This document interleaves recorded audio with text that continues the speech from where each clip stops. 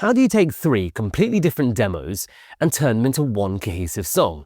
And how do you do that while collaborating with all your bandmates remotely? I'm Kieron Banerji, this is The Hardest Part, and on this show, that's exactly what we're going to talk about.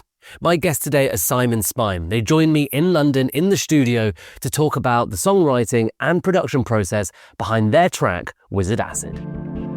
The thing that we struggled the most with was the chorus. Right. Because everything was pretty complicated. There was a lot going on throughout the song, but especially the chorus was pretty busy, and we really just didn't want to blow it because it felt like such a strong skeleton. This is like the worst place to end up in any songwriting process, is being like, oh no, now we need a chorus.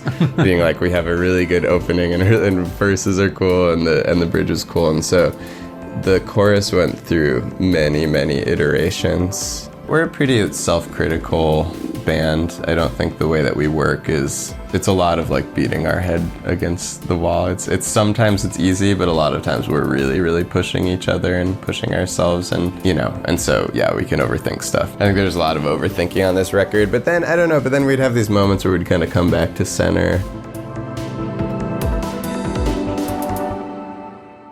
Wizard Acid is basically 3 to 4 to maybe 5 demos squished together. It was one of the earlier ones that we did on this record, like proper pandemic, full isolation mode, and it started with a demo that Michael had written, just in Ableton, that was kind of like a house beat that would kind of become the chorus. And then Peter had written this verse thing, and it was Mike's kind of like a darker house beat, and then I had a demo that was a kind of over the top, like happy, like dan dan dan dan kind of song with like guitars over it, which then became the bass. So between those, we smushed them together, put one of the bass lines over like Mike's verse for his dark house beat, just to kind of have that so that became the bass line for that. Like the chorus of my demo became the bridge bass line, but then with the new chord progression, and like Mike's chorus then became the chorus and his bass line kind of morphed from his original. It just got really complicated. Basically it was like there's 2 songs merged together. Those 2 songs, but then we kind of like at one point in a file, it was like just kind of like each section happened really quickly. So it'd be like the 3 sections in a row and then the 3 sections in a row. And then I think when we first tried to make to extend a section, I think Noah suggested extending what became the chorus, which I envisioned as like a pre-chorus or something. So I think what now is the bridge, I think I remember envisioning as the chorus. Mm-hmm. That was the chorus in my demo. And then we extended the pre-chorus in my mind, which then became... The bridge we wrote together at your parents' house on that piano. The bass line was from the demo though. So the bass, Wait, which part? We were trying to remember what the progression was of the song, and it was so chaotic. And there's so many old demos and different emails, and this is why it's the hard song, and why we're going to basically figuring out how we wrote it. The thing right that was even still today. The hardest part of the song, I mean, it was complicated combining all of these different sections and stuff. It clearly was natural enough that they went together, but I think that the thing that we struggled the most with was the chorus. Right. Because everything was pretty complicated. There was a lot going on throughout the song, but especially the chorus was pretty busy, and we really just didn't want to blow it because it felt like such a strong skeleton. This is like the worst place to end up in any songwriting process, is being like, oh no, now we need a chorus. Being like, we have a really good opening and verses are cool and the bridge is cool. And so the chorus went through many iterations and ended up basically being a combination of the first thing that Peter ever came up with for it and like the last thing that I came up with for it.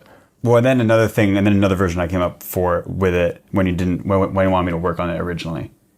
Gotcha. There's the ascending line and the descending line, and then those 2 were put together in the end. All the ideas came from a completely like isolated spot. We started together, so we had some demos, and then we came together for like a first project. So that's when we first mushed them together, and then kind of came up with each section, but not how they would work together. Right. No, but So I that's think, so I think right, what the you're piano asking, they part- did come all from separate places because when we got together, when we started writing this record, we basically were going through everybody's like Ableton and Logic files and voice memos and being like, here's an idea, here's an idea, here's an idea. And sometimes we'd end up with something that felt like a strong verse and then didn't go anywhere. Right. Or whatever. So yeah, Michael had come up with this idea alone in his room. Peter had come up with this other idea just kind of by himself in his apartment, and then began the process of combining everything. So you mentioned this is all done during COVID-19, during the lockdown. Yeah. Let's talk through the process of trying to write a record together when you can't be together, right? So you were together. Peter, Michael, and I kind of potted up. Sabine was a full-time member at that time, and she had to go to Germany. So there was an extra component of confusion there because we were working remotely with Sabine. Yeah, we took off at some point and went to Peter's parents' house outside of Boston, and we were just set up for like 2 weeks. And it was while the album before it was coming out, I believe, that we were working on it. I forget some of the exact timeline, but yeah, I mean, it was like proper COVID writing about. It was impossible to write before, about. it was after the show. Yeah. It was like impossible to write about anything other than COVID. It felt like, which was weird, and it's a funny thing now releasing the record because it's like the most trite thing you could ever release a record about. We usually don't talk about it that much in press because it's like, yeah, obviously No one wants to talk about COVID anymore. No one wants to talk about COVID. It was very enveloping. There was this feeling of unease, and also the feeling of like, wow, something's really happening. It was like the feeling of being a kid and there's like an ice storm and you can't go to school for a week. And it feels like something that wasn't supposed to happen happened. There is this little feeling of like, this is really crazy. It's cool that something is happening. I used to love it when that happened, though. I don't think I liked so it as much when COVID happened. Yeah. It was really boring. I also think that we were just really, really lucky that none of us lost someone close to us. Course, if we had, the whole experience would have been completely differently and there wouldn't have been a silver lining. But we were very fortunate to have a silver lining. We were able to just spend a bunch of time on this record, like way more time than we would have had otherwise. And I think it impacted the music a lot. But on that, it's also funny because we would pod up and then we would be separated again. Right. So we would have these writing sessions and then we would leave and then we would work on stuff individually, which is then also part of how we come up with these different, how the songs get pushed one direction, and then also how something will happen that someone didn't necessarily envision how that it going that way fully. Right. So like when we would go and kind of put the ideas together, and then we went off, and then I think so I wrote like a first draft of like the vocals and added the guitar lines and stuff, and like the the synth melody, which then changed a bit over time. But then that was separate. So when it came back, then it's like people weren't there while we were coming up with different ideas for the songs. Then like the ideas had to change again after they've already been sitting for a while. Which was a part of why the writing process can get tricky in that environment. So we mentioned like sort of going through each other's Ableton and Logic files. Can you maybe unpack the practicalities of trying to record or write an album when you're all separated like that? It was a lot of, taking periods of time apart from each other, coming together for really intensive chunks of time, like 10. I think we did like 10 days twice. 10 like days 10 to days 2 twice. weeks or whatever. And in that time, we do a lot of expanding on ideas we had already come up with and then trying new stuff. And then we'd basically just export stems of everything. And everybody in the band, I mean, the core of the band being Michael and Peter and I, at least at that time, we're all producers also. So we all have kind of our own studio spaces and ways of working. And so the practicality of it was we would export stems and MIDI while we were together, take it back and work in our, DAW of choice and email ideas back and forth, or sometimes just wait till the next time we were going to be together. And it's this great exercise in letting go that's really challenging at different times for us. And I know it's something that I had struggled a lot with on the record, was ideas would sit for a long time and it's easy to become really attached to them. And then you get together and somebody challenges it and says, like, I don't think this is the best version. I don't think we're done yet. It's good in some ways because it lets you fully focus on ideas without other people immediately kind of having opinions on it, so you can kind of resettle in and put in a lot into this one thing. And then before you kind of bring it, when you're all in a room together, things tend to be written faster. But when you can kind of sit with it, you can take your time with it. But then it's at the end of someone. But also a lot of the time when an idea is challenged that way, we end up going with like in this one, like a lot of the original ideas were still kept in. That happens with like a lot of our songs. It's true. We come full circle. We go full circle. So someone doesn't necessarily love it, and then we spend like a few months kind of like trying different things out on it. And then sometimes the things that we try out end up being way better, and we go with it. And sometimes we revert, and sometimes it's like a weird mix of all of them, which is kind of what happened on this one. I think that a lot of our favorite records are records that you don't like the first 3 or 4 times you listen to them that much, or at least a lot of my favorite songs were like my least favorite song on the record the first couple times I listened to it. And so what's tricky about it is trying to have that same patience with something you made and can change. But the way that we get there a lot of times is through many, many rounds of revisions, only to rediscover the first one and realize that in that time it's actually grown on us and actually was the best idea. We're a pretty self-critical band. I don't think the way that we work it's a lot of like beating our head against the wall. It's sometimes it's easy, but a lot of times we're really, really pushing each other and pushing ourselves, and so we can overthink stuff. I think there's a lot of overthinking on this record, but then I don't know, but then we'd have these moments where we'd kind of come back to center, and this song is a perfect example of us inhabiting both of those spaces, where we ended up using a lot of the earliest sounds and ideas. There's stuff on that song that was literally from the first demo that Michael made in Ableton when it was like a dance track basically, and then there's also stuff that changed completely and new sections and vocals and words. Very collaborative track. Where did the inspiration for the song come from? What's the song about? It's about going like stir crazy in your house basically, it's up for interpretation, but it's about feeling like you aren't moving and you're being sucked into your house.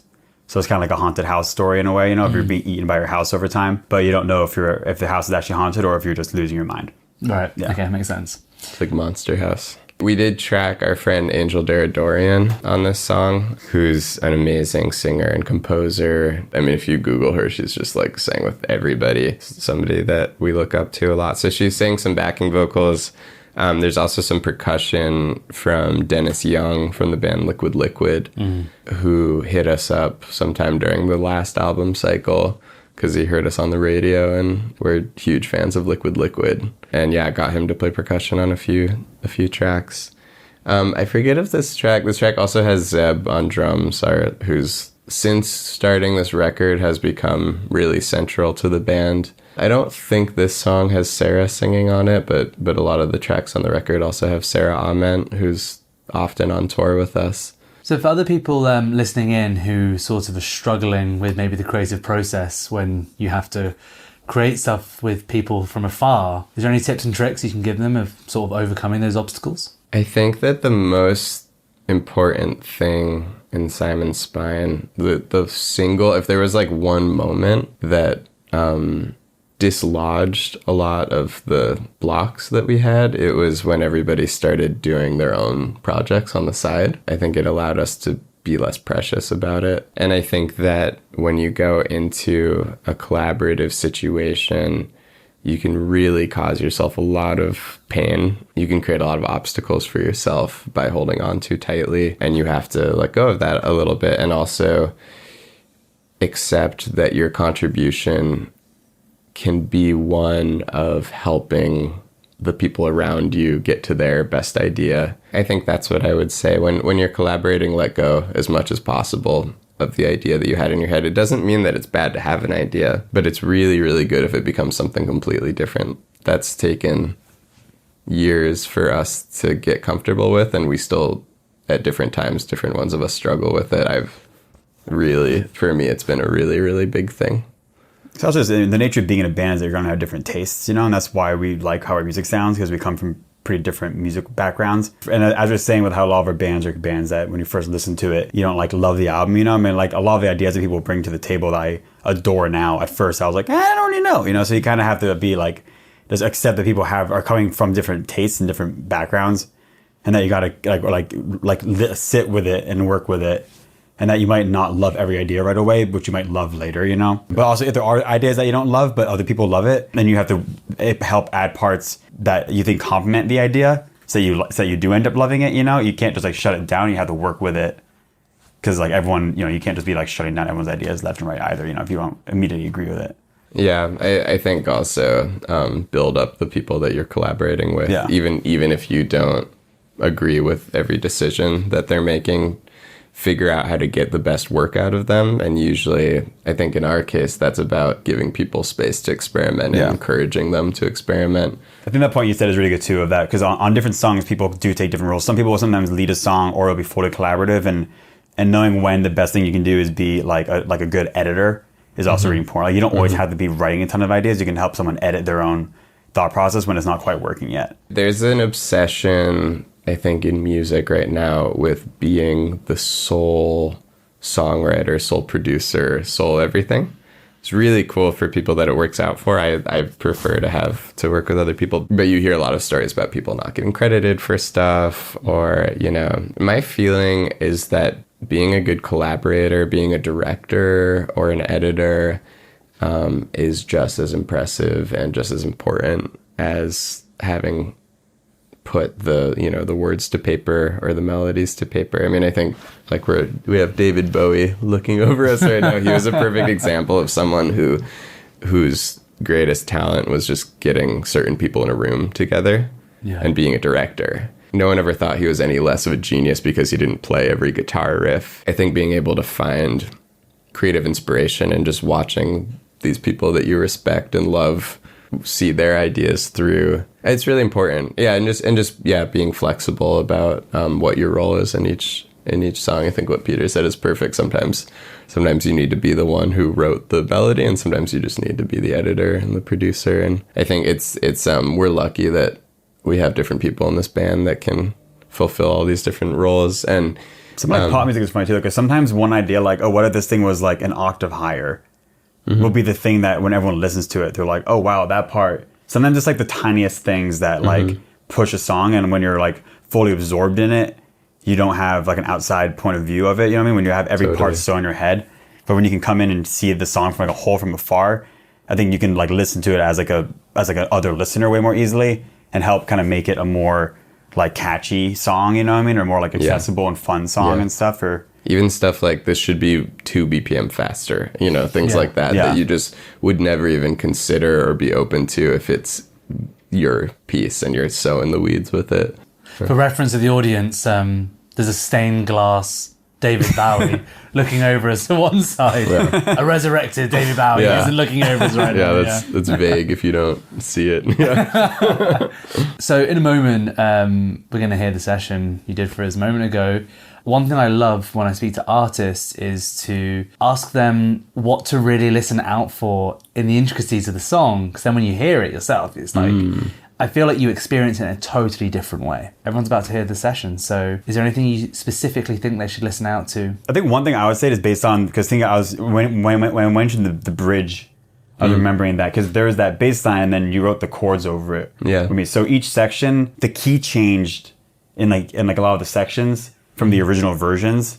So like, I mean, I guess the bridge is different. I guess just like, I don't know, imagining all those sections being fully separate and how they got worked together and now feel like even is something I think is interesting. That was a really fun experiment. I was really upset. I still am, but I was like at that time especially having my discovery moment of YMO, Yellow Magic Orchestra. Yeah. You know, I don't think my compositions will ever come close to theirs, but the thing that they were so incredible at was these pop hooks laid on top of these like really, really wild harmonic changes. And so one thing that I was trying to do on this record that we talked about a lot, that we did on some of it, was pushing the key changes a little bit more, doing stuff that was a little bit more surprising while trying to stay pretty accessible. And so I think that's a good call. The ways that the sections interact with each other, especially knowing that each one was basically written separately, I think it's worth listening out for.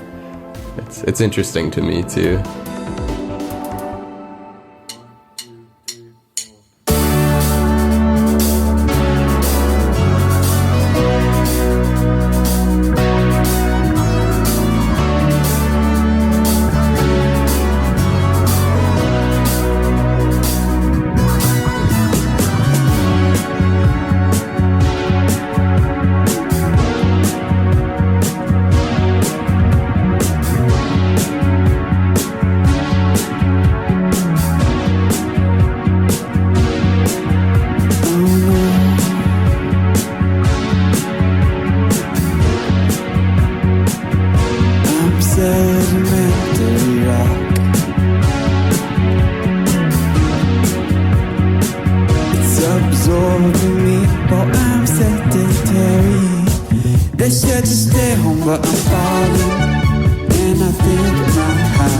haunted.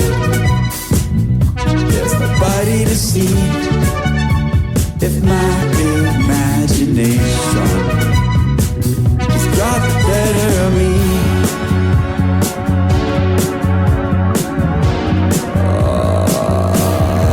I'm sinking.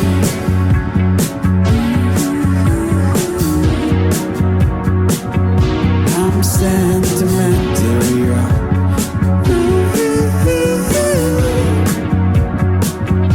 It's crushing me, my cemetery. They said to stay home, but I'm falling, and I think my house is haunted. There's nobody to see if my imagination has got the better of me. I'm sinking deeper every minute to my upholstery, and I don't know if I'll ever be able to leave. My mind is slow, my bones grow old. Calcification is anchored to the floor. Gotta get out from under the cold. It turns me into a piece of furniture, a trophy. Place me on the shelf.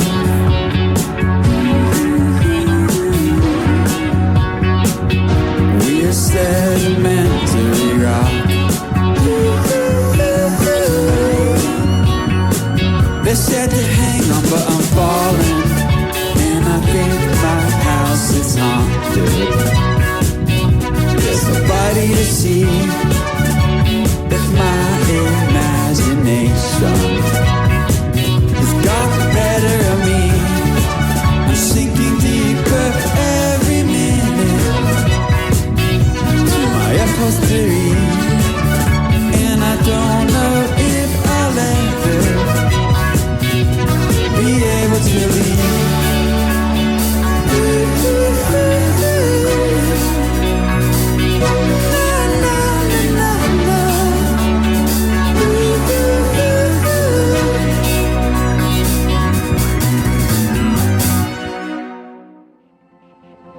Thanks for tuning in to The Hardest Part. Make sure to like and subscribe wherever you get your podcasts. We are on Apple Podcasts, Spotify, and of course, YouTube.